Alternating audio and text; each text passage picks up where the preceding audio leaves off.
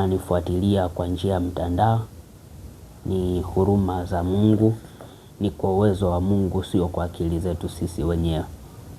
Kwa mamlaka alionipa Bwana Yesu, naomba tuombe. Asante Roho Mtakatifu kwa kuwa ni mwaminifu, hakuna linalo kushinda wewe. Nasogea mbele zako, namleta mwanao huyu anayenisikiliza kwa njia ya mtandaoni. Naomba ukazidi kumbariki, naomba ukazidi kuwa pamoja naye.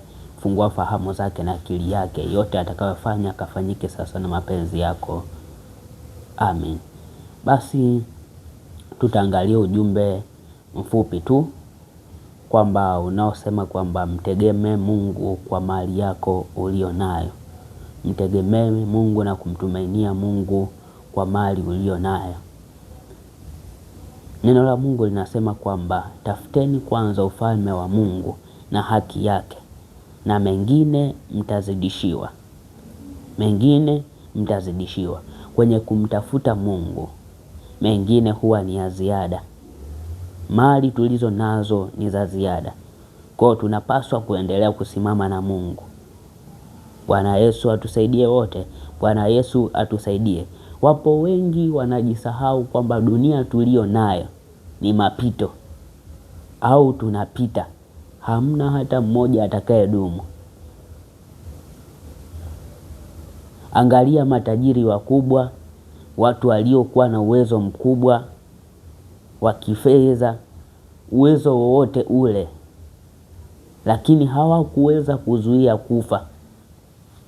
Ukiamini kwamba kweli dunia inapita. Sasa mimi nitake tu kuwakumbusha kwamba simama na Mungu, tembea na Mungu. Tembea na Mungu, mtumikie Mungu kwa mali yako ulio nayo.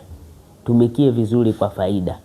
Shetani asiingilie kati kwa namna moja ama nyingine. Napenda kuwakumbusha wote ambao pia mnanifuatilia. Kumbuka mwisho wetu ni kaburini. Maisha haya ni mafupi sana. Mkumbuke muumba wako. Kumbuka Mungu wako. Kumbuka kuwasaidia watu wasiojiweza kwa kupitia mali zako. Acha kuwanyanyasa watu kupitia mali zako. Acha kuwapelekesha watu kupitia mali ulizo nazo. Vyote umepewa na Mungu. Mungu akiamua kuchukua uhai wako ni dakika ngapi tu ushaenda. Ngapi? Dakika ngapi? 2, 1 zilizoko mbele yako hauzifahamu. Kuna mwingine alikuwa na mipango mingi na mawazo mengi ya kufanya, lakini kutokana kwamba maisha yetu yako mikononi mwa Mungu, maamuzi yako mikononi mwa Mungu, kwamba anaweza akakuondoa wakati wowote ule. Matajiri wengi na watu wenye mali nyingi, kama ni uwezo wa kifedha, wasingeweza kuondoka.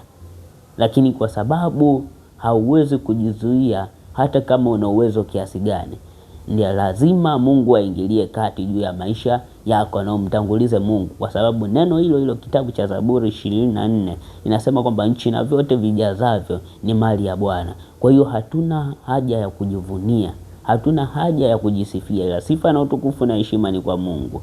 Kwa sababu wako wenye mali, lakini amani haipo kabisa.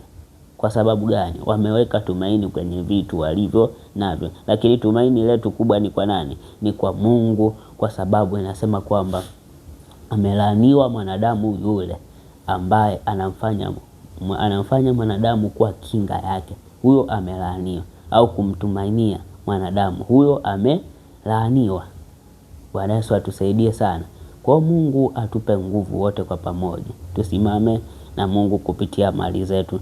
Kitabu kile cha Yohana wa kwanza 2:17, neno linasema, na dunia inapita pamoja na tamaa zake, bali yeye afanyaye mapenzi ya Mungu atadumu milele. Kwa hiyo natakiwa ufahamu kabisa kwamba dunia inapita.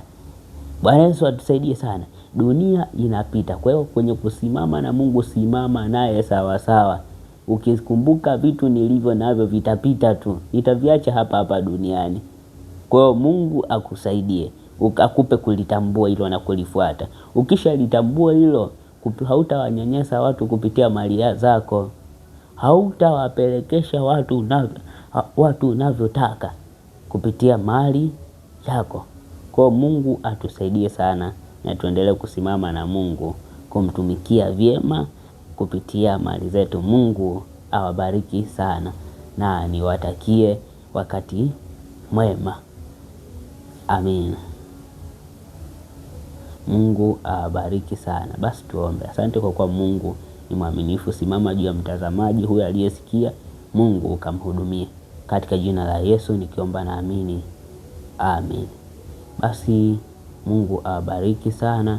Mimi niwatakie wakati mwema.